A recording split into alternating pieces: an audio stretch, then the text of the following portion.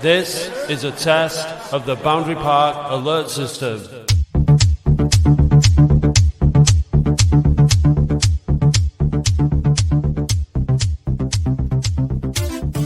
Hello and welcome to the Boundary Park Alert System podcast with me, Matt Dean, and my London correspondent, or our London correspondent, Andy Halliwell. How are you doing, Andy?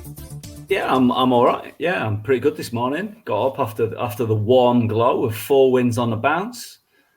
Yeah, good, isn't it? After your excursion from West London to the East Coast yesterday. Yeah, to deepest, darkest Kent. It's a special place, Ebbsfleet. I wouldn't recommend it if you were going away for a weekend other than to watch the football, but you know. Yeah. But that's the joy of if you want to use that word, of being in the National League. Excursions to places that very few people, even in this country, actually ever visit. It would be nice one day to be able to go to a mainland train station, a main city town train station to go watch a game of football instead of getting off at some village bus stop in the middle of nowhere. Yeah, yeah. The next stop will be Derby. The next stop will be Sheffield. Things like that. Yeah. Instead I'm getting off there to go and watch the match. Yeah. Well, maybe one day, not too soon, we'll be back on that travel agenda. Well, early signs this season are positive for that. Right. Well, we'll crack on. Coming up a bit later in the podcast, I'm talking with Dom from OASF. I've already spoken to him. I spoke to him last night just after the game. So we'll crack on with all the other stuff before that. So fan guest time, Andy, please. Yeah. Good morning, fan guest. When was your first game?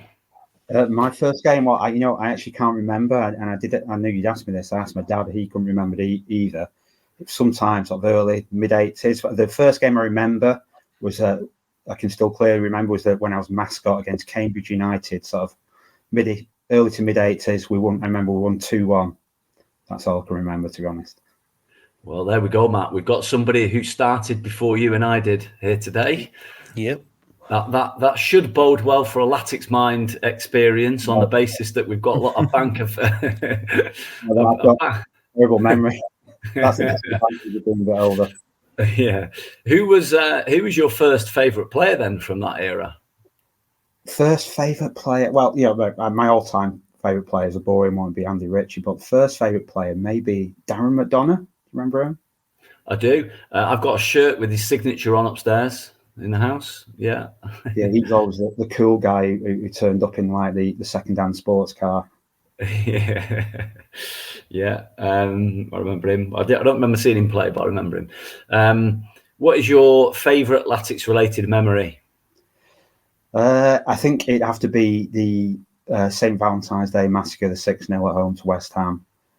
I just remember walking down the road after that, everyone singing.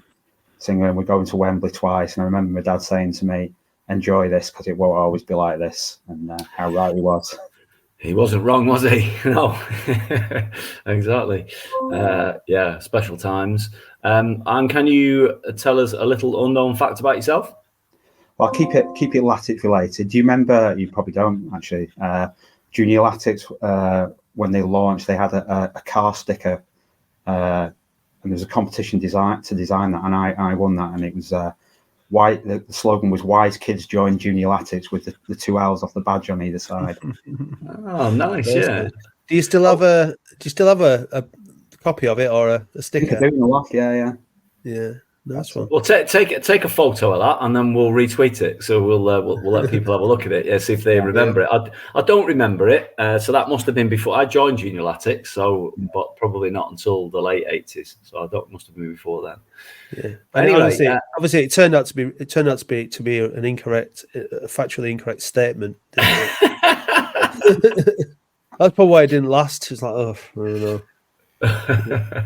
Sorry. Yeah. So who are you? My name's Mark Bottomley. I've been Latics fan since around about then. Still got season ticket in the 100 club. Get to most home games and probably only 2 or 3 away games nowadays. Very Well, good. Very good. welcome to the podcast, Mark. Thank you. So, like you said, Andy, you were basking in the glow of 4 straight wins, 1 defeat all season, and we are done with September. We've made it through September. We've been beat once. Mark, you're the guest. Me and Andy talk about this every week. How are you? Before the details of yesterday's game, how are you feeling generally? Yeah, I think I'll give he's had a bit of a stick I see on Twitter since, but I'd give Aaron McLean a bit of credit in terms of his analysis when they asked him what he thinks about our title prospects. I pretty much agree with what he said. There's not better defence in the division than us, but we don't yet have that fluency going forward to really challenge for the title. And I kind of think that. I think at the moment we're heading safely for the playoffs, but I don't, on current form, think we'd challenge for the title. But the flip side of that, I do think we have the squad capable of doing that if they can just get the attacking part of the game a bit more fluent, I'd say. Well, if you look at the league table now, Barnet are top. They're obviously the early title contenders, I guess, in that respect. But they've scored 25, so they've scored 8 more than us. We've scored 17. But Gateshead have scored 22, Rochdale scored 20, Forest Green scored 20, York have scored 18. So York are second, and they've only scored an extra goal. And they've scored, they've only got an extra 2 points. So I think that the defence being solid is the foundation, isn't it? I think obviously, there was only one person that I saw on Twitter sort of saying, what the hell are we signing a striker for? Because I think it's obvious that we need more firepower. We need somebody who can replace Fondop rather than complement him. I think he does a job, and then you've got Norwood and Garner, who arguably do a similar job or above. Kind of veteran, if we put it that way. Andy, you saw not quite 90 minutes of Joe Garner yesterday, but he started the game. What was your overall assessment of? We know the defence. They scored a penalty. They were never going to score a goal yesterday without a penalty, I don't think. What was your assessment in the final third of the pitch? Yeah, I mean, I think Mark and therefore I didn't hear what Aaron McLean had to say because I was at the game, but I think that's probably a fair assessment. Manny Month is probably fast becoming my favourite player. He's absolutely immense, and he's brilliant. And he's just a really calm, assured. Great on the ball as well. Just a great player. Hobson's distribution is a problem, and you can see why he's been dropped. And obviously, was Raglan suspended? I thought he was one short of a suspension yesterday, but obviously not. So I was quite surprised. But anyway, you can see how Hobson's not starting. Ogle, brilliant. Ogle was brilliant yesterday, wasn't he? Absolutely superb. Again, hard as nails. Good. Brilliant whip on that ball into the box. Really loved him.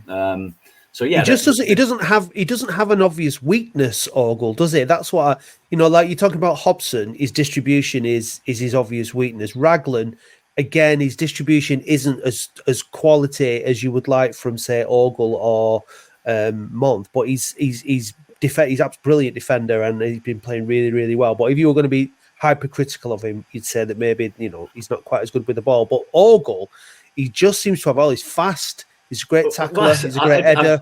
He's great passer of the ball, great cross of the ball. He's really for this level. He looks like he's the real deal, doesn't he?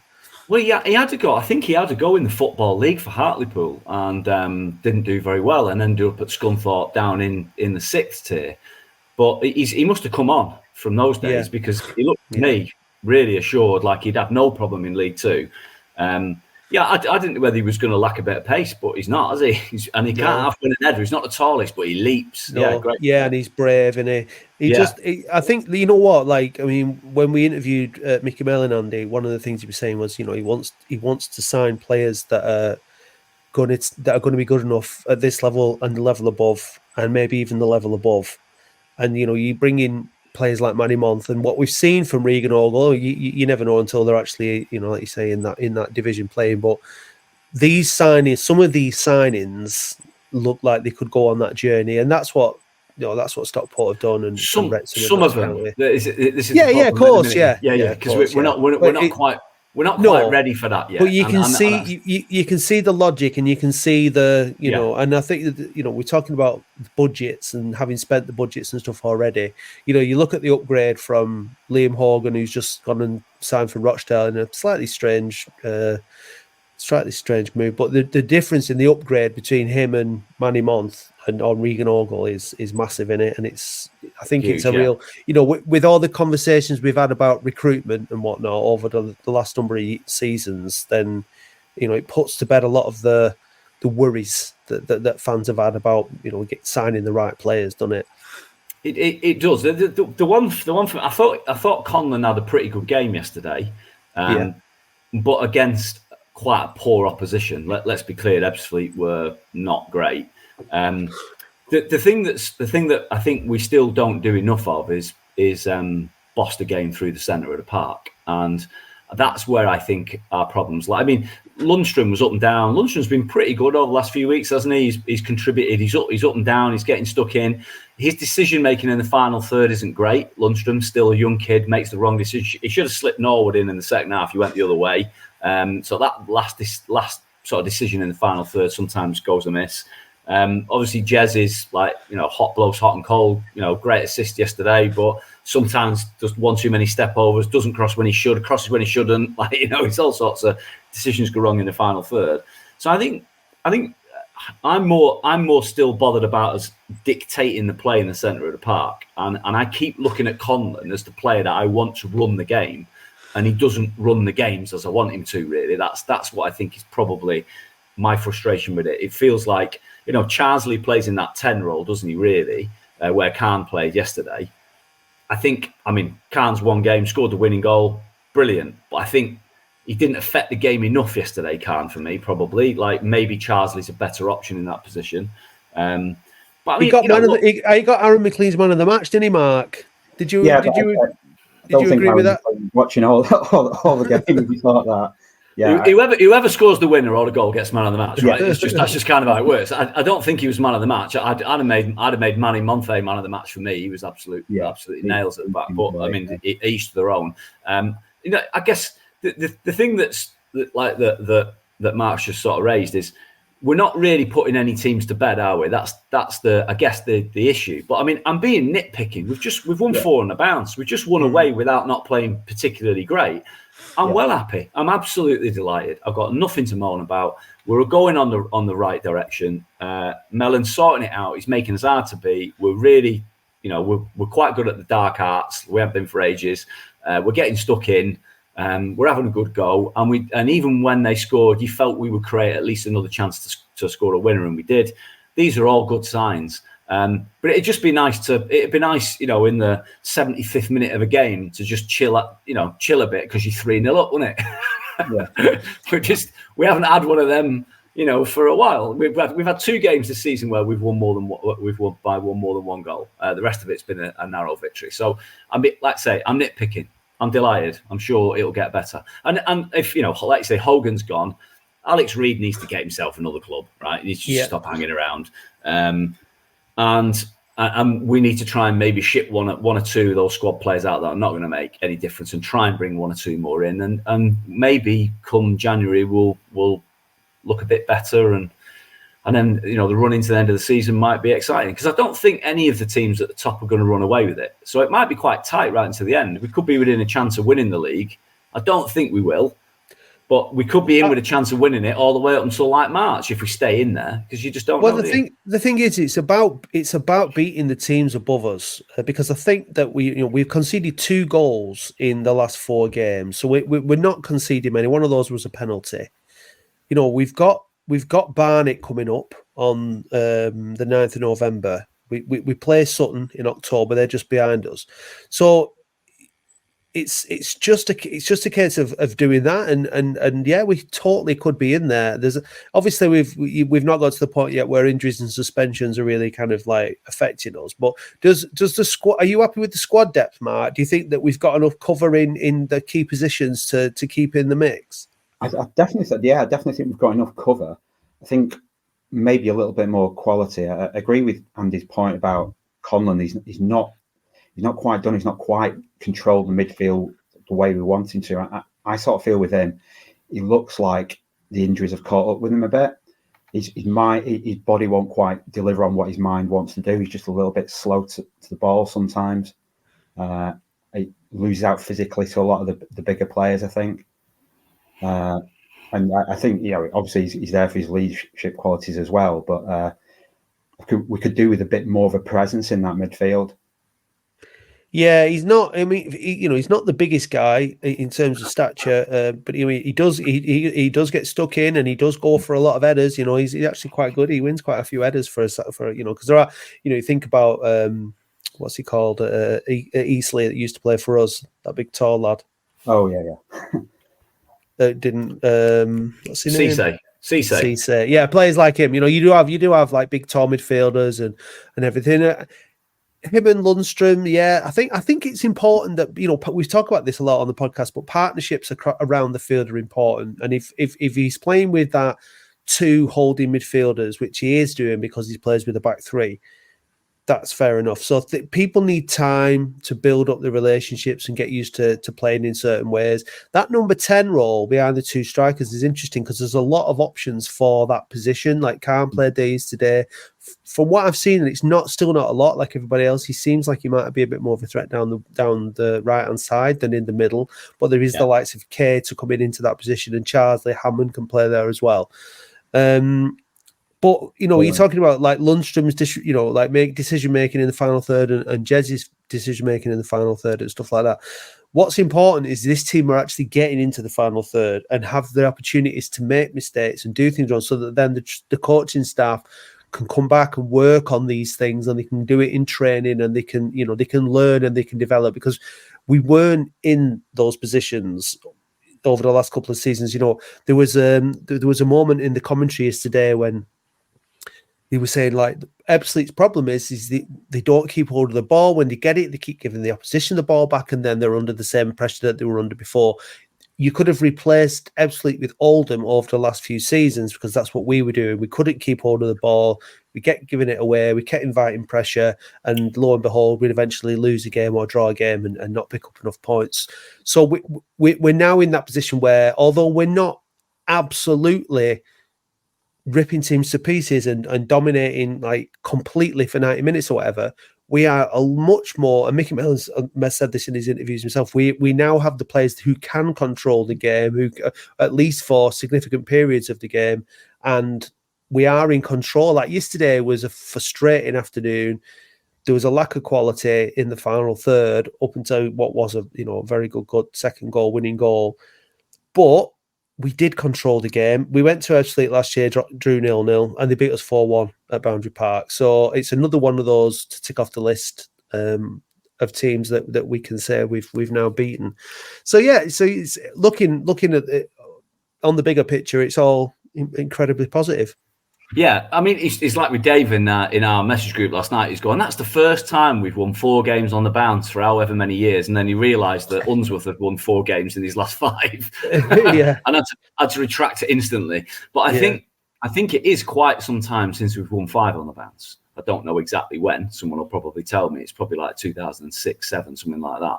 5 wins on the bounce would be a serious... a serious statement, I think. So Solihull Moors, who are not no great shakes in the table, but in terms of we did it last week, their XG versus their XGA actually don't look like they've been too bad. They've just lost a couple of games that they probably should have done better in.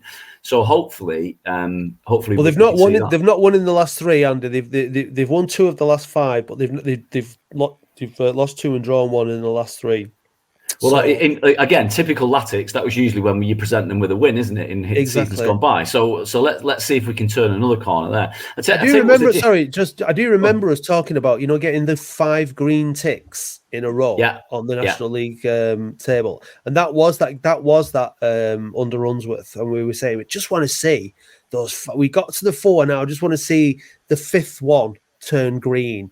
And so that, like you said, that's that opportunity. Just psychologically, just looking at that and saying, and if it turns out being 4 and a grey for a draw, whatever, it's still good. It's still really good form. But like, it would be so nice, just like Barnet have at the top of the table there with those 5 green ticks.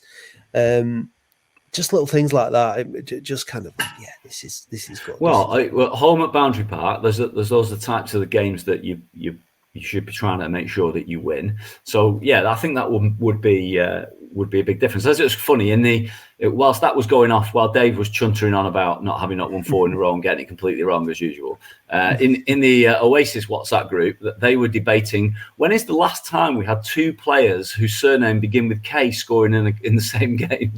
Very highbrow stuff, of course. Anyone want to hazard a guess at the answer? Was it figured out? Was it? It was figured out in the end. Yeah. Games. Okay, I'm going to say Kilkenny. Is he one of them? Yeah. Who else would have been in the team? When Mark, help me out here. I know this is not. We're not at Latics Mind yet, but this is like a warm up for you. Who would have been in the same team as Neil Kilkenny? There's people. Dead air is a waste on a podcast. So I'll give you. I know. Yeah, exactly. So that's the problem. But there's people screaming the answer now. Go on. Chris Killen. Oh yeah, Killen in Kilkenny. Yeah. If I'd allowed myself some time just to, I could have edited out. In fairness, if I'd wanted to, and made myself sound really clever. No, that would never be the case. But So, and when was that? That was going back a bit, isn't it? About the same sort of time, 6, 7 around there, isn't it? Yeah, around then. Yeah. Nice one. So good for Otis Khan to get off the mark and get his first goal in relatively short time. That's what we need. We need plenty of goals from around the pitch. But I think that the defence is definitely the foundation of our success this season. Well, your point there that you've just made, I think, is a good one. While the strikers have been injured and not all, other than Mikey, been firing, it's been great to see other players chipping with goals. Kitchen's got a couple, Monty's got a couple, Khan's got one, Charsley's got a couple. That's good, isn't it? People chipping in from around. You need it, don't you? I think I will have to give a mention to what's Kitching, Mark Kitching. I think he's done well since he's come back into the side. I think he's been an improvement on himself last season. I think he's playing better. I think that there's your competition for places. So we got dropped at the start of the season because he's in different ends of the season. Yeah. And I'm speculating. I don't know, but maybe there's a bit the attitude amongst we've brought in this week. What we've done, we brought in another strength and conditioning coach. That's pretty much all of the backroom staff has been changed throughout the past sort of 3 or 4 months. Mickey Mellon told us when we interviewed him and Darren, didn't he, that he wanted people in the background who would make sure that the standards were met consistently and they weren't dropped. So maybe 1 or 2 players were coasting a bit. Maybe 1 or 2 players weren't putting it in properly. I'm not accusing Mark Kitchen of that. Yeah. But I think that's another reason why maybe there's a little bit more consistency this season in the way they're performing. So long may it continue. Good on Mickey Mellon. Another signing this week, Mark. We've signed a young lad from Stockport, Jack Stretton. Yeah, I can't offer any insights on him. I've never heard of him, but from listening to what Stockport fans are saying, he seems to rate him quite highly. I believe he's had a bad injury though last year. I was saying to people in the ground last night, we were talking about him.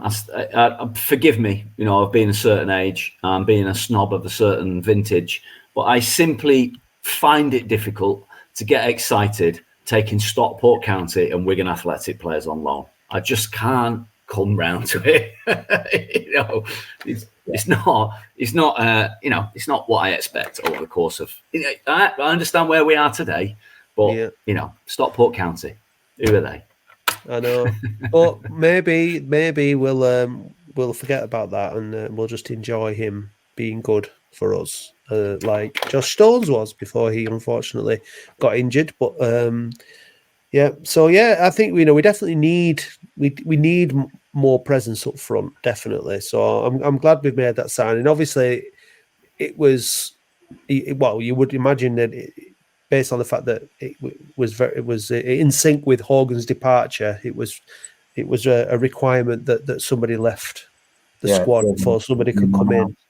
Which again brings you back around to the part about Alex Reid. It would be better for Alex Reid and it would be better for the club if he found he's somewhere else to play his football, because he's clearly not going to be. He's not in the frame, is he? So we could I do think that Mellon extra. made that clear at the fans forum at the end of last season that he didn't see a future for him, but he's hung around and tried to get back in, but he's not going to win that battle of wills with Mellon. You've seen Hogan thinking he'd get back, he'd work hard and get back in the team, and all that's happened is he's dragged him all around the country, sitting on the bench and not giving him a single minute. And finally, he's decided to go.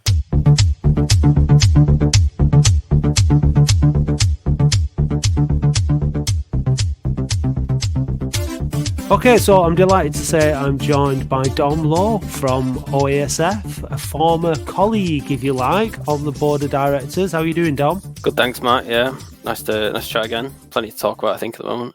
We've literally just switched off the game, haven't we? We've both just watched it, and we're chatting directly after the match. So we were just saying them just before we switched it on. A win's a win. Yeah, a win's a win. Winning football is entertaining football. Entertaining football is winning football. Looking forward to having the next one at home next time I get to go, and hopefully it'll be another win, and not another 1-1, which I think every game I've been to at home so far has been. Well, look, I mean, the last 4 games now we've won, and Ebbsfleet were one of those teams that we needed to tick off our list of teams we've not managed to beat in the league this since we came into National League. They pumped us 4-1 at home last season inexplicably. We drew 0-0 away. Today was another difficult affair, but we got the points, and ultimately that is all that matters. We needed to keep in behind those teams at the top of the league, and we have done. And it's chalk and cheese, really, I think, in terms of results. 1 defeat in 11. This is what all the stuff we're going to be talking about on the pod proper. But we're smiling, aren't we? We won the game, and we're smiling for sure. Yeah, looking forward to what's going to probably be a top of the table clash against Rochdale in November now. Yeah, 100%. Who thought we'd say that? I mean, I guess it is a National League, so. Fondop v Hogan. Can't wait. I know I'd back on that one. It's not Liam Hogan. No. But anyway, we're not here to talk about on the pitch stuff as such. We're here to catch up with OASF, and you are obviously the honorary spokesperson. I just want to say before I forget that I saw on Twitter Paul Whitehead posted something about going in for a cancer op, which I didn't know that he was going in for. So I'd just like to wish him all the very best from everyone at the pod, and I'm sure other Latics fans. I'm not sure of the details of what he's going through at the minute, but I know he's going in for an op, and he obviously needs it, and we obviously hope it goes very well and wish him all the very best. He's a good lad, Paul, nice lad. So all the best, Paul. We're thinking of you, mate. Yeah, Paul's a massive part of OSF. He's still on the board, but obviously he's not very well at the moment, so he's taking a bit of a step back. We all wish him the best, hope to see him again at a Latics game soon. Absolutely, he's a good lad, Paul. And actually, you and Paul were both kind of like, you were both co-opted, weren't you, onto the previous board before myself and Jim and Brad came along. So you've been sort of, we're going back now a few years, aren't we? It's starting to get hazy at that point. Yeah. Back into the Lambscombe days. Yeah. A lot's changed, hasn't it, since then? in not just in OASF terms, but like in the club and everything else. And you were co-opted. You've gone as a full director in the meantime. We've changed to a CBS. It's been a bit of a roller coaster journey.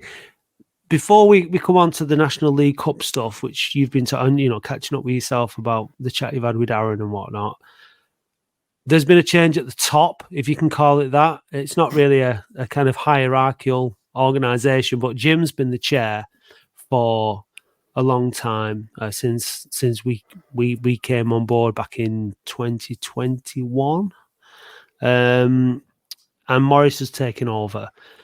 I mean, this is just a good opportunity to just sort of like catch up on a few things and also to say a few things. And Jim, you talk about Paul there being sick and having to take a step back. Jim's been through a lot of things in his personal life, which we don't need to go into, but and he's been absolutely solid as a rock. He's been brilliant as a chair, and him stepping back has been well deserved. But I just want to give a big shout out to Jim. I think Jim's been an absolute legend. He's a top bloke, and I just want to say well done for being so great in that position over the last few years, and just thank him really. He's done a great job.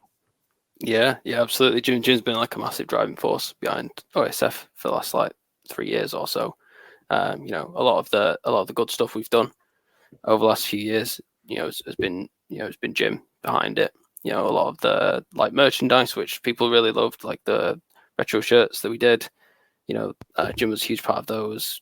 When we did the Fans versus Legends game in partnership with Push the Boundary, Jim was a huge part of that as well. He's done a lot leading OSF and communicating with the club on our behalf as well. So as you say, like getting a bit of a well-earned break from the spotlight now, and Morris is stepping up. Yeah, I mean, and the thing is with Jim as well, first and foremost, he's just a bloody good guy. This is the thing that we had when we came in. You were there, you saw all the early meetings and everything, and all the kind of stuff that was going on in the background and the stuff that we had with the club and all that.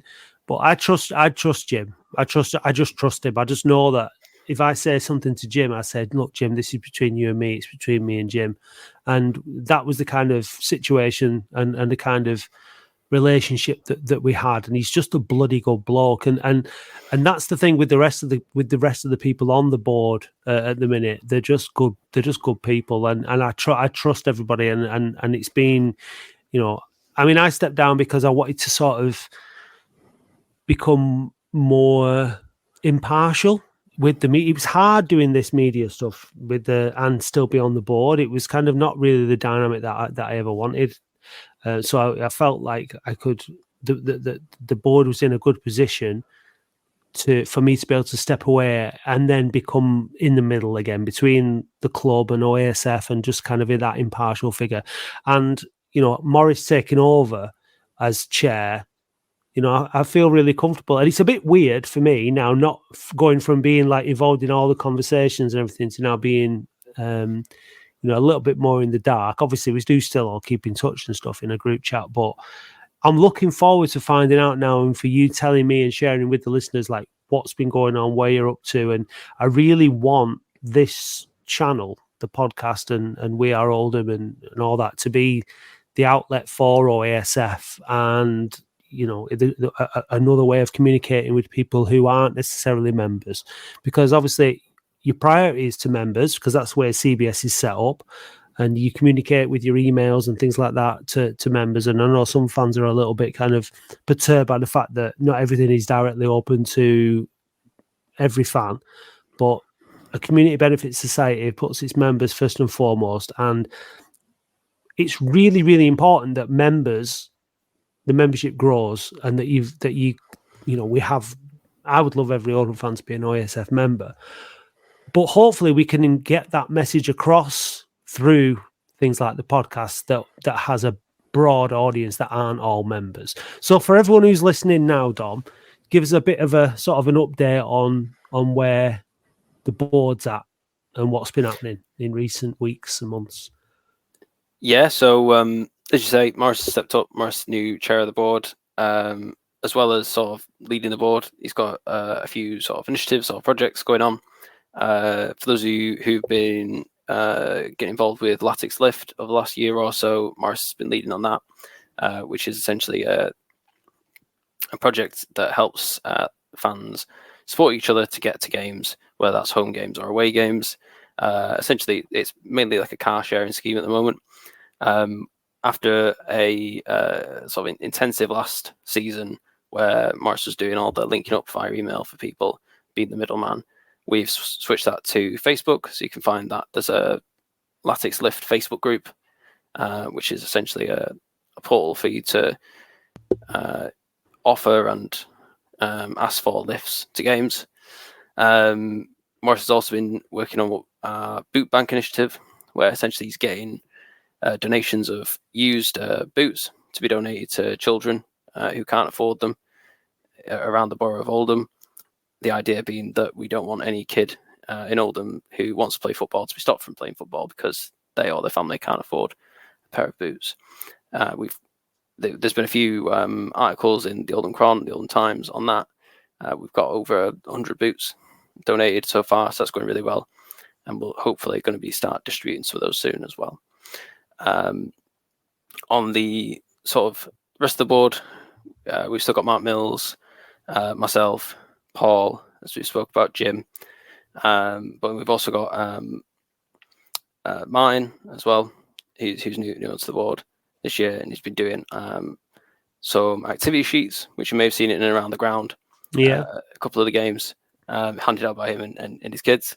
Those have been really good. I think I've seen a lot of people on Twitter filled those in, so we'll be sure to publish next time we are doing those. But yeah, it's a lot of, at the moment, because there's sort of a small number of us on the board, and we don't have tons of sort of volunteers, we are limited in what we can do. A lot of it is trying to get the normal stuff ticking over. We've had a bit of a sort of a reassessment of our strategy in trying to like narrow the amount of things that we do, so that the things that we do really well. To do more, we need more people to help us. We've all got jobs and families that take up a lot of our time, and we try and do all this around. But yeah, we have monthly meetings with the club. We publish those minutes on our website. We're trying to engage with other supporters trusts as well at the moment, to see what we can do on a sort of broader basis as well. I think that probably the biggest thing we've done recently is this sort of National League Cup survey, which I think we're going to come on to talk to shortly. Yeah, definitely. I mean, I know from first-hand experience how hard it is when there's a small group of people doing all the work, and what you want to do, what you would like to do, what's on your wish list, and what's actually possible is two very, very different things. My sort of, that for the last however long year or so before I left the board, I've been banging on about memberships is the first and foremost most important thing. Getting more members, and I think that as the season goes on, I think that's one of the key messages that I want to try and put out there on the podcast, is to get people to sign up. We still have interesting conversations with people on Twitter and things like that about why they're not signed up, but it's £12 a year, and a supporters foundation, a supporters trust, a strong supporters foundation at any football club is a really, really important thing, because it gives fans an official voice, and the better represented that it is, the better. Now, we have a unique situation at Latics because we have a seat on the board and we own 3% of the club. Before we come on to the National League Cup stuff, what's the story? Because you mentioned something in a group chat about the development in the director's position. I've got my own views on the position of a director. Before I sort of mention what they are, fill in where we're at with it, because I don't know if it's going to be something that because I really don't know. I genuinely, you're updating me as well as the fans now. Where are you at with the whole taking up a seat on the board? Yeah, so as you say, OASF, we own 3% of the club. So that means all our members are co-owners of the club as well. One of our special rights as part of that is that we can have a director on the board. So that means we can have a democratically elected fan who sits on the club's board and represents fans in the boardroom when they're making decisions over things that matter to fans, prices, infrastructure, and football decisions like the National League Cup, which we've seen recently, which would have been discussed at a club board meeting. There's been a lot of challenges in the past with that. with the person on the club board also being a member of the OASF board, there's been sort of conflicts in what they can do and what they can share between the two. In the past we've had, under previous ownerships, the sport directors sort of been blocked from sharing information and even attending parts of club board meetings. And then, that's been quite isolating and challenging to that person. But then we've also seen, sort of there's some quite high profile examples of conflicts of interest, leading to, people being hired by the club and then moving on from OASF after being fairly ineffectual in terms of representing fans. And that's what we don't want. I think because of all those sorts of challenges, we found it, I think, really difficult in the last couple of years to make the case for, and I believe that we didn't want to put somebody back in the same position that some of the other people were in, did we? I mean, that was always my stance on it, was you're just making life difficult for some poor sod who's going to put themselves forward and then be stuck in the same position, because it's been the director that gets the flack and OASF who gets the flack. Well, you should be telling us this, you should be telling us that, and then that person can't because there's a conflict of interest between being a director on the club board and the OASF board, and they're stuck between a rock and a hard place, and it just didn't seem to make any sense for us to do that. Even though any one of us could have got on the board over the last few years, we didn't want to put somebody in that invidious position, so we've resisted it. However, I don't know. Someone's into as to where we're at now. I don't know. Yeah, we know we did a survey on OASF last year. It's about this time last year, actually. It was on OASF generally. We got a bunch of information on why people aren't members, which we tried to address. But we also got a lot of feedback about the position on the board, which was vacant at the time. And a lot of fans want us to use that position, and we know that the club are quite keen to have, a fan director on the board as well. So we need to find a way of making it work. We need to find a way forward. So, we've spoken to other trusts and the FSA, so the Football Supporters Association, as well, about what the best practice is for this. And we found that quite a lot of other clubs have had the same sort of problems that we've had. Particularly with people being then hired by the club as well, and so what we're doing and what the best practice seems to be is to have a draft agreement that's publicly available, published on both our website and the club's website, that sets out the responsibilities of both us, the club, and the sport director on the board. So what we've done, we've prepared that based on sort of an example that the FSA have provided and their guidance, but also some of the best practice we've picked up from other trusts, and we're publishing that. By the time the pod goes out, it should be on our website. So there'll be a draft agreement on our website which fans can have a look at, and we're running a survey until the 13th of October so that they can tell us what they think.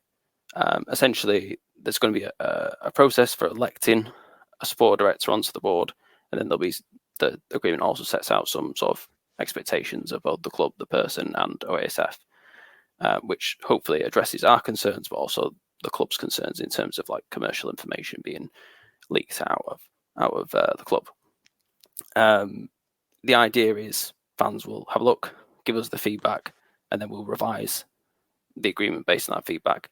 And then sorry to cut across you, Dom. When you say fans, do you mean all fans are able to take part in this survey, or is this for members? This is for all fans. Okay. So any fan can have a look at what we're proposing. Any fan can complete the survey. There is a question in the survey which says, are you an OASF member or not? This just gives us an idea of who's completing it, but it certainly won't affect how we view the results. We're keen that this is something that works for all fans. The person on the board is going to represent OASF and its members first, but it will also represent all the views of all fans. There's a thing with this. If you want to be represented and you want to have a say, I do believe you should be a member of OASF. And I don't think that OASF can represent the views of all fans, because all fans have different views. But I think by being part of an organisation that you are consulting on and who are That's why I think that whole thing about membership is important, because it means that you're buying in to it. I get why you're doing this now. I think that maybe further down the process, it should be maybe relevant to OASF members rather than just all fans, because I'm sure you've thought of that. But I mean, because people say you should be representing all of us. Well, yeah, but if by putting yourself forward and contributing, you're saying I have a voice here and I want to have a voice and I want to contribute, rather than just saying, "Oh, we represent all fans." So this has been the big challenge, hasn't it, Dom? And this is the thing. I mean, you want this director to represent a lot of fans who are paid up members and who are saying, "I want this person to represent me," and that Exactly. can either be 500 people or 5,000 people. And if it's 5,000 people, it really packs a punch. If it's 500, it really doesn't pack a punch. And that's been the problem, I think, so far. Yeah, ideally, OASF representing all fans and representing its members would be the one and the same thing. Unfortunately, at the moment, it's not. But yeah, you are right, and that's why the process that we're proposing for electing someone to the board is that the person who gets elected to the board to represent OASF has to be an elected OASF board member, so they'll be elected by OASF members. The person that the board selects to go on to the club board will then have to have like a confirmation vote by OASF members. And there'll also be a process for, if OASF members aren't happy with the performance of the person on the board, they'll be able to have a no confidence vote. Again, all those votes are only being able to be made by OASF members. Yeah, so it's giving some kind of control over to the membership, which is something that there wasn't there before with regards to this position on the board. So that seems like a positive step forward in terms of, sort of how this is managed. Yeah, so as you say, we're a community benefits society now, and the big thing about community benefits society is that it's a society, so it's a completely member-driven organisation. It's democratic at its heart. What we don't want is for the trust, the foundation, to be like this bureaucratic blob that no one can understand and have any influence over. That's why we're really keen to be, why we do so many surveys, why we're keen for members to have this vote, so that they feel like it is a member-led organisation, which is what we want it to be. And the more people who get involved, the stronger we are, as we've said. Having been involved in these conversations, Dom, there are different perspectives, there are different points of view. Ultimately, and it's like, I mean, you're someone who works in the political field and as a job, and so you know all about this. But that's what an MP is supposed to be, isn't it? An MP is supposed to be a representative of a particular constituency in Parliament and work on their behalf, and that's what the board member for OASF is supposed to be. However, the problem comes that once that person is elected to the board of OAFC, they also have a commitment to OAFC, and that's where the conflict of interest. You can't best represent two organisations unless both organisations are absolutely on the same page and working in the right direction. And that's where we want to get it to. And this whole issue of trust is something which has been eroded over the years as well. The trust between the two organisations, the Supporters Foundation and the football club, they've been seen as somehow competing with each other when really they really shouldn't be. They should be the best interests of both should be the same. So there's a lot of work to do to heal a lot of that. I think what it sounds like is that you're putting in the groundwork now to start that process, because it needed to start at some point, didn't it? We were kind of like sort of, sparring a little bit and kind of, not really doing anything about touching on the issues and going around in circles a little bit without sort of like, well, how are we actually going to, take that next step? And it sounds like now you're taking that next step to move towards somebody actually taking up that position and that seat, but trying to give them more protection and absolutely, more support in that role. It's about creating the right environment that we can make that role a success, rather than it just being like a poison chalice, but also that they actually deliver for for OASF for fans, but also for the club as well. And like this is sort of the first step, is to, you know, put this draft agreement out, revise it with the wider fan base, put it to the club. We'll probably then have, you know, some time where we're negotiating with the club over the exact wording, you know, and then hopefully we get an agreement. And then when it gets published, then at that point, someone will go on the board. So we probably, you know, it's not going to, you know, someone's not going to be in the board next month. This is going to take time. It's a process, yeah.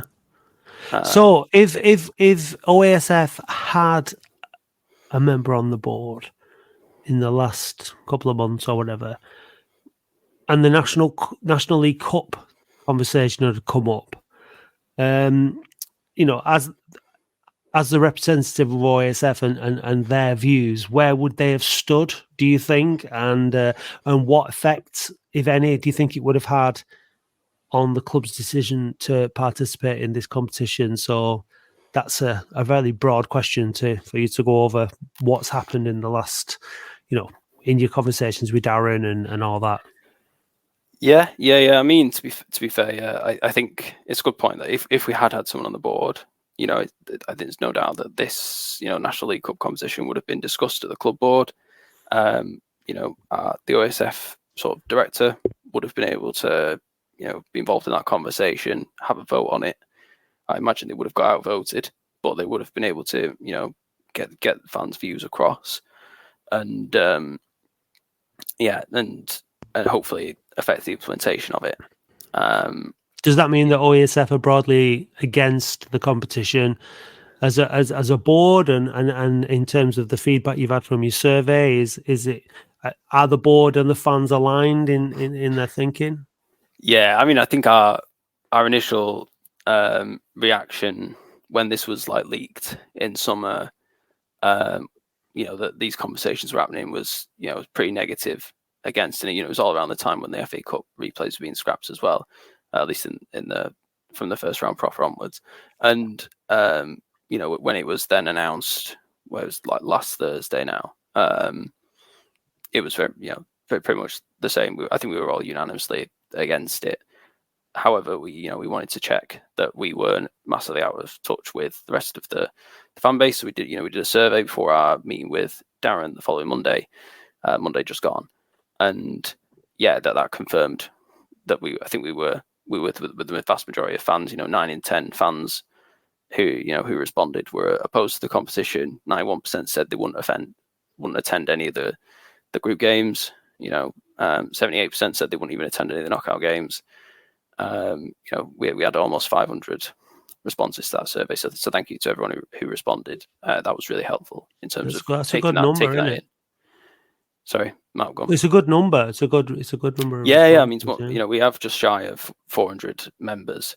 You know, but you know, 2/3 of the people who you know, responded to the survey weren't OASF members. So you know, thanks for people who are not just members who contributed to the survey. But I would say, you know, if you care enough to complete our surveys, please do also become an OASF member and help us you know, represent you in these meetings across a broader range of topics as well. You know, and we presented those results, which you can find on our website, to Darren on Monday just gone. We talked through all the reasons that fans weren't happy with it. You know, the risks of injury and fatigue, the fact that this, you know, how can we justify having this extra competition when we just scrapped FA Cup replays because we have too many games to play. You know, the club should have consulted the fans. There was quite a few people who made comments around how the club should stand for something under this new ownership. You know, stand up to the Premier League and those sort of vested interests within the game. There were a lot of fans who raised, you know, they thought this competition might be loss making, you know, despite the, you know, £1 million prize pot, you know, because fans won't attend these games. There's a lot of people, you know, making points that it left a sour taste in the mouth, you know, after we'd lost the protection for our academy players and had to sort of basically disband or revise our academy approach, and to then be helping Premier League and EFL teams, you know, improve their players. Yeah. You know, those players should have been loaned to the EFL or the National League instead. And then there's this whole issue with eight of the other teams in our league are not playing in the competition. Some of those are above us in the league. We talked down through all of that, and Darren came back with several reasons for why the club were participating. You can read the full notes on our website. That's available to all fans, given that all fans were able to complete the survey. But I'll run through some of the main ones that Darren said. He said he agreed with us that not enough information had been provided to fans in the sort of initial announcement saying why the club was getting involved. We've seen statements from from Eastleigh, I think, and Rochdale for why they were or weren't getting involved. Darren said they didn't have time to include that information in the announcement on the day. He said they would publish a statement explaining why the club was getting involved in this competition. I know I've seen that they've published the prices, but I've not seen that statement yet. But I think you can read a lot of that on our website in our meeting notes with Darren. But the main thing that he pointed out, from his point of view, the benefit for the club was that it provided games for young and fringe players. Players like Will Sutton, who's still part of the squad but not playing. He said that fans seemed to quite like the idea of a B team last year, and that this was just sort of a formalised competition of that type of player development system. He seemed to think that the way he was sort of presenting it to us was that it's not going to be our first team players playing in this competition. This is going to be an opportunity for us to play all the fringe players or the young players that are in the wider squad, the ones that are not even making the match day squads, as well as the ones that are on the bench, and getting more minutes in their legs and things like that. He also said that it's a good opportunity to build relationships with these sort of top academies and showcase our stadium and our club to these young players so we can get them on loan. In terms of the money side of it, he said that he was pretty sure that we'd make money on it, given that the Premier League's sort of prize pot match fees would be covering pretty much all the costs of hosting the games. It was interesting, to be honest. Like this, we were sort of saying, well, fans are not going to want to come to these games, and they seemed to like it was not just him, but it was Dale Harris, the new head of commercial, who was there as well, and they seemed to have already sort of pre-accepted that no one was going to go to these games. They didn't seem to be too fussed about it. Any fans that go, I think, appear to be a bonus. Well, it's £1, isn't it, if you're a season ticket holder? So it's clearly not. I mean, it's a token gesture, really, isn't it? The £1, rather than it being a. Yeah, of course. Yeah, I mean, we said to them that was one of the things that we recommended. Like, we sort of said, we know you're playing this game next week, and you're not going to pull out now. Obviously, you should have spoke to us about it earlier. But given where we are, you're going to have to, make sure the prices, reflects the lack of interest in these competitions and what it is. So we recommended that adult tickets are £5, children £1, which is what they've done. But as you say, if you're seeing tickets £1, if you're a seat ticket holder, there's also Dale's put like a sort of a group. If you can pay for all 4 games, I think you get one free as well. But yeah, like the any fans who attend, I think, is a sort of a bonus for the club. Darren was sort of saying, we played these games anyway behind closed doors against Premier League under 21s and under 23s. They were playing. He said they played one last year at least. Anyway, but yeah, I think ideally, if we had someone on the board, or if the club had proactively consulted us about it, separate to that, I'd like to think that we'd have, even if we hadn't changed the mind, I think we would have. So this is right. This is where the problems sort of arise with the relationship and the position on the board. If we'd have had somebody on the board, and I say we because, like, as a member, it's a we. Yeah. If we'd have had somebody on the board and the club had said, we're going to talk about this, but you can't tell this to the OASF board. That director wouldn't be able to say anything to the OASF board, and then it's a waste of time, effectively, because that's what bothers me about it. That until there's a completely open and transparent dialogue between OASF and the club at these kind of levels, then it's a waste of time, because OASF can't give an opinion on something that they don't officially know anything about to the board, sort of thing. And so, yeah, they might have done. They might have said to OASF, "This is this," and you're able to pass it on to the rest of the blah blah blah blah. But maybe not. So that's a really good kind of way of highlighting how having somebody on the board may or may not make the slightest bit of difference. Unless you've got a completely transparent and open and trusting relationship between our board and their board. Yeah, and this is the kind of thing we need to sort of nail as part of this agreement. A decision like that, I don't think it's super commercially sensitive. I don't think it's not a super sensitive decision. I don't think that the whole of the OASF board can't be trusted with it, instead of just the one that's elected to the club board. So I would expect those sorts of decisions to be, you can go tell the OASF board about that and come back to us with your OASF view. Yeah, I can understand them not wanting us to share that with our membership. Yeah, of course. But that's the thing. Trust, then that's the part of having the trust, isn't it? It goes exactly. both ways. Trust is earned, and I had conversations with Darren. I had conversations with Adam Morley. I had conversations with all kinds of people, and those messages were shared. Conversation was shared between myself and Jim and myself and you guys nothing ever got out. Nothing that was never supposed to get out never got out. We kept it really, really tight, and that is, things come out of the club all the time, don't they? They're not supposed to. If somebody, that's the kind of situation we need that relationship to be one based on trust, and trust is earned. And I feel like over the last few years, we should have earned that trust.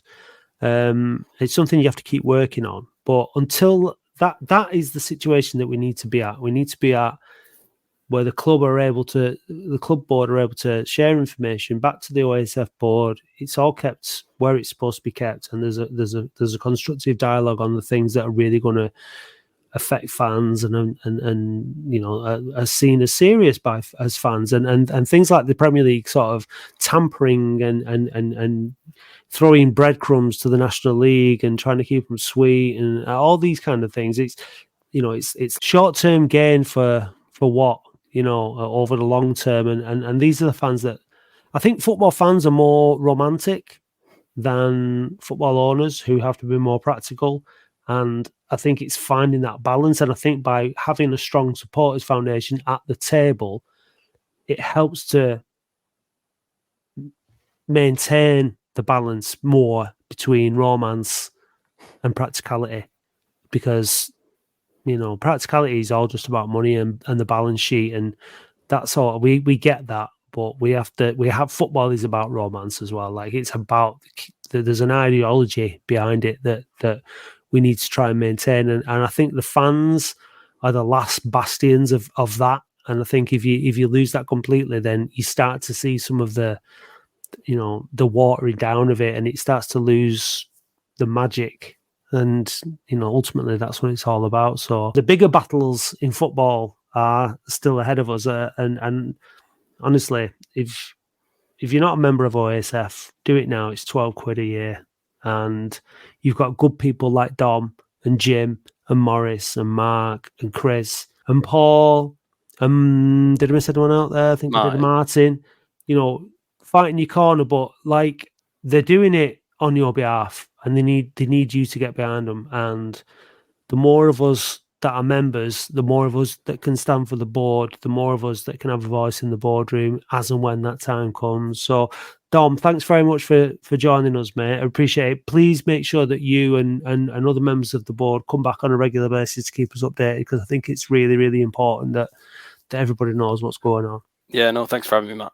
Really appreciate the opportunity. Thanks. Anytime, mate. Cheers, Dom.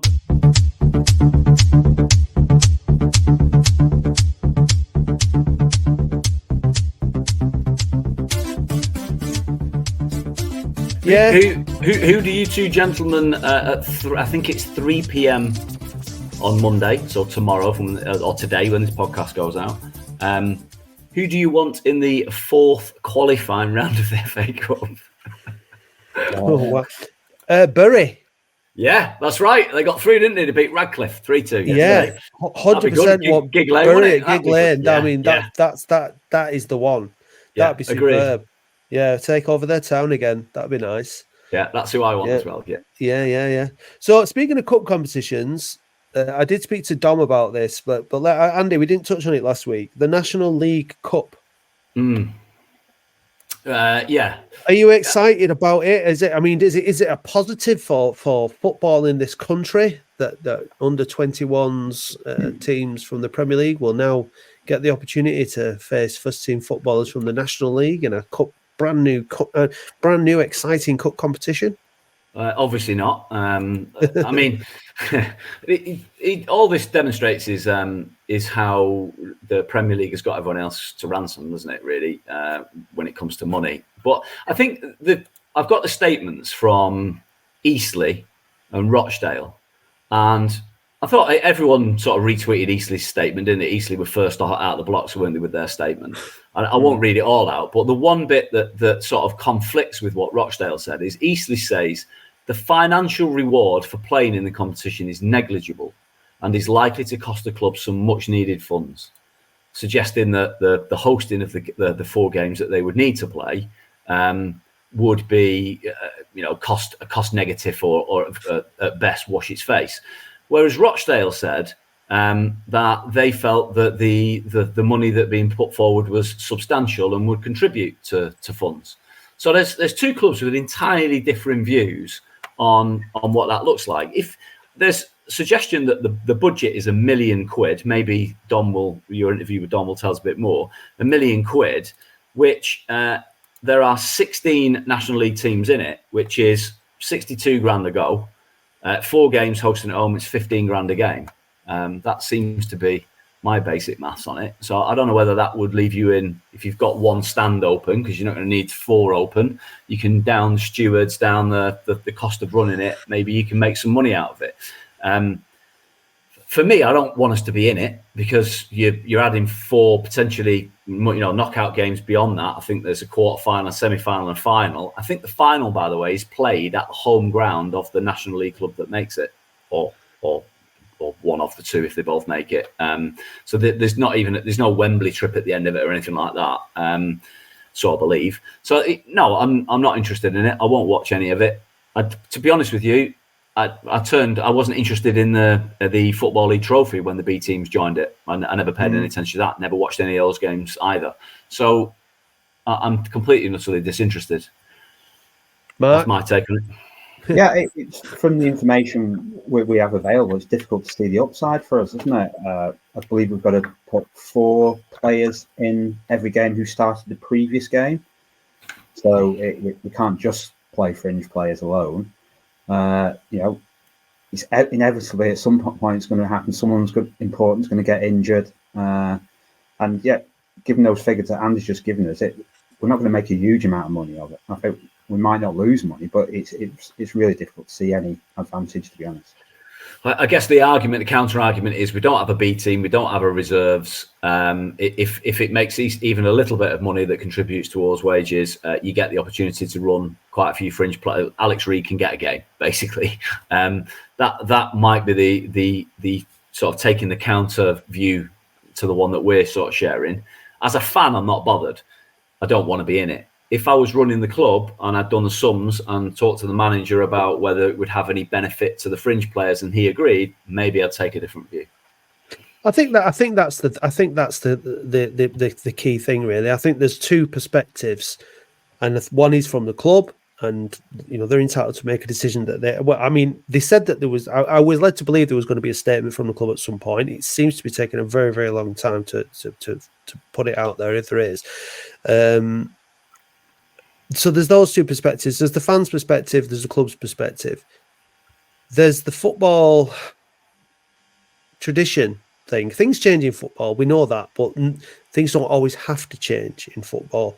And this competition is designed to give under 21 players more experience playing against first team players. Well, they've already got a league to do that in. It's called the Premier League. They've already got a way of doing that. It's called a loan system. So, there are already ways of doing it. And bringing this in just basically sort of like, what's the word?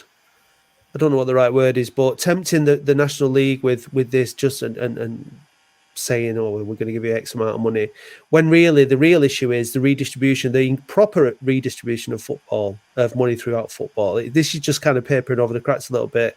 And there is obviously the whole conversation about the sort of relationship between the National League and the Premier League to try and undermine the EFL and the football regulator and all this kind of stuff. So it's a bigger picture thing, really, I think, in terms of like you said, Andy, the overall influence of the Premier League on everybody else and trying to maintain the integrity of the game at the top level. We've got the best football pyramid in the world, and it shouldn't be that we have to do everything for the benefit of the Premier League. It's like the Premier League clubs, particularly the ones at the top, forget that they are where they are and they have what they have because they are part of this this football league structure in this country. It's not, they're not. All right, they're the ones bringing in all the money through the TV deals and everything, but they're not the ones. They have to remember where they come from and why they are where they are, and they only are where they are now temporarily. Because if you look back over the history of the game, all right, certain clubs have been up near the top, but it peaks and it troughs, and you're part of a bigger system, and you have to respect that system, not dictate it, and that's. So, I mean, these are kind of, like I say, more romantic. People say, well, that doesn't pay the bills, blah, blah, blah. But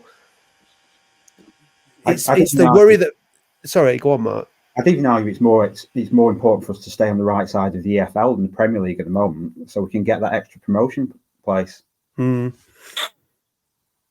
that doesn't seem to be the case, does it, with the Premier League and the National League? They seem to be more about developing a special relationship between the Premier League and the National League, because this is the issue. Ever since the conception of the FA Premier League, that has separated them from the EFL. It used to just be a football league, didn't it? Division 1 to Division 4, and then we had a semi-pro division below that. Well, the semi-pro division below that is now virtually a full-time professional league, and these are the things that are changing.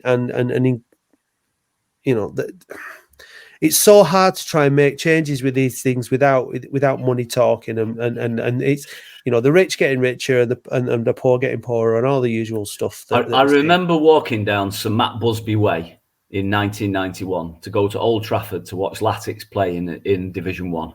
And there was loads of people out along there signing petitions, all United fans, obviously. And I said to my dad, as I was walking down, what's all that about?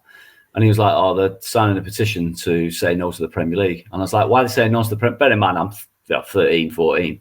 I'm like, why are they saying no to the Premier League? He's like, well, the rich clubs will get richer and the poor will get poorer. And I was like, yeah, but we are in the Premier League. We'll be in the Premier League, won't we? And he went, well, at the minute, yeah. I was like, oh, that's good then. I'm in. Little did 14-year-old me know. Yeah, well, that's it, isn't it? Because the promotion, relegation, it's all part of the game. What makes it so brilliant, and yeah, and the little things like this are just. It might seem fairly insignificant, and you might be able to argue, well, it's good for this, it's good for that, but in the long term, it's not good for. I don't think it's good for the game. Messing about like they said, like you said, that extra place between the National League and the EFL is probably more important. Certainly for clubs like ours who end up getting lumbered in the National League and can't get out of it again. Yeah, it's just, I mean, the football regulator would be great, but again, I don't know, another season will go by and it won't be in place and blah, blah, blah. We'll have to see what happens. But anyway, should we play Latics Mind? Lift the mood. I think that's a good... Well, lift our mood, maybe not yours, Mark. Yeah. Okay. Well, good luck. Thank you. Are you ready? Yeah. Okay.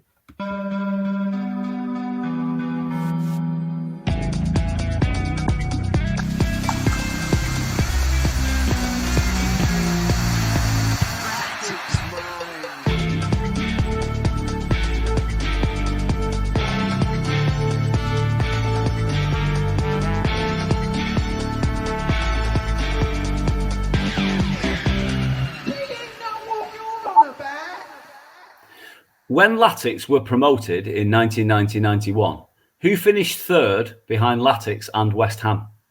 Notts County. Incorrect. Sheffield Wednesday. In his all too short loan spell, how many goals did Josh Stones score for the real Latics? 4. 3. Newish grounds. Who scored Latics' first ever goal at Pride Park, Derby? Oh, pass. Who scored Latics' last goal in the playoffs? Keegan Parker. Wrong. It was Matty Wolfenden. Who replaced Andy Ritchie as Latics manager? David Ayres. It was Mick Wadsworth. How many hat-tricks did Andy Ritchie score for Latics? 3. Correct. Who is Latics' current longest-serving player?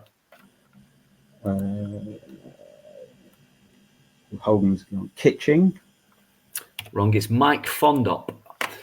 How many games did Latics play in their pinch me season of 89-90? 68. Or 65. Which country did Latics play a one-off pre-season game in 2019? Morocco. Correct. Old grounds. Who scored Latics' last goal at Filbert Street, Leicester? Sean McCarthy. It was John Kelly, so earlier than that. Between February 1989 and September 1991, how many home games did Latics lose? 1. 2. Mark, you've got it on loop.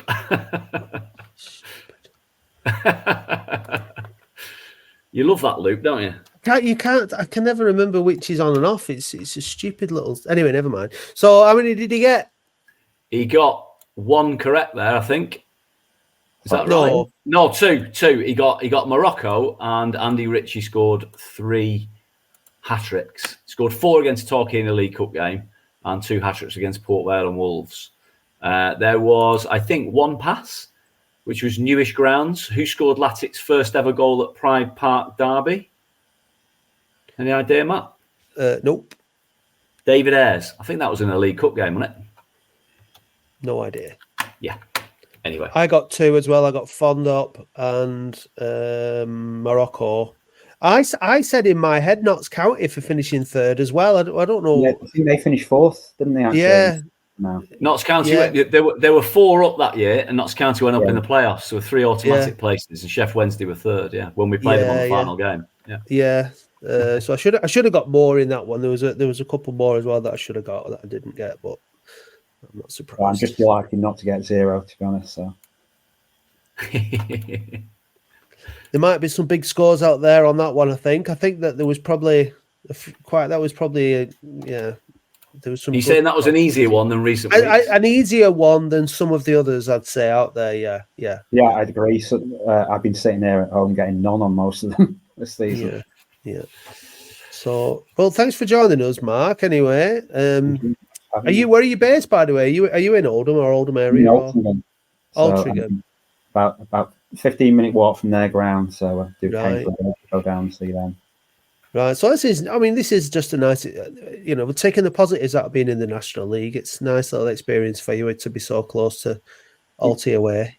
It is, and it's such a different ground, isn't it? It's a proper non-league ground. You can walk all the way round, apart from when you play Latics, but normally you can just walk all the way around the ground. Grab a bit of food, have a beer. It's proper non-league. Yeah. I could see yesterday at Ebbsfleet, the stand to our left, the one opposite the camera, was sparsely populated, and you can see down a row of seats, and you can see the straight lines of the seats. The lines of the seats were not straight; they were wonky, almost like there was subsidence under the stand. And I was just looking at it thinking, this is a dive, isn't it? I was looking at that stand, the one you mentioned opposite, because they've got a new stand, haven't they, where the camera was. Yeah. But the old one is like it has a dugout from like what looks like a post-war dugout. It looks like a really, really wooden bench on bricks. Really, it's a really old stand. And I actually said to myself when I was watching it yesterday, I was like, we've done this now, haven't we? We've done all this like proper non-league and all that. I was like, I'm ready now. I'm ready for Bradford. I'm ready for Tranmere. I'm ready for getting out of this division at the earliest opportunity. We've been here, we've done it, and enough's enough. So, but 3 seasons, if I had to go a fourth, I'd probably be just be able to bite my lip, but I don't want 5. So it's either now or. The problem is that relating it back to what we were just talking about before. Latics Mind is there's only the two promotion places. So if we don't win the league this season, we're into a playoff with 6 other teams, and it's going to be really, really hard. Hard to win it, and then roll into next season. If we don't, it's all about winning that league title, and hopefully that'll be the case either this season or next season. But there's just absolutely no guarantees. We're just going to have to take it one game at a time, and if keep doing what we're doing now, which is winning games consistently, we'll be in with a great shout, won't we? So come on, you Blues. Thanks for joining us, guys. Thanks for listening, everyone, and we'll see you for the phone-in on Wednesday. Hey Dave, did you know that listeners can now buy us a coffee or any other kind of hot beverage? Ooh. What's your favourite hot beverage, Dave? A macchiato. And how do you like your macchiato? Black with lots of milk. Oh. No cream? No. Well, if you want to buy Dave a macchiato, then go to buymeacoffee.com/We Are Oldham. I'll just have a Nescafe. Ooh. Thank you, listeners.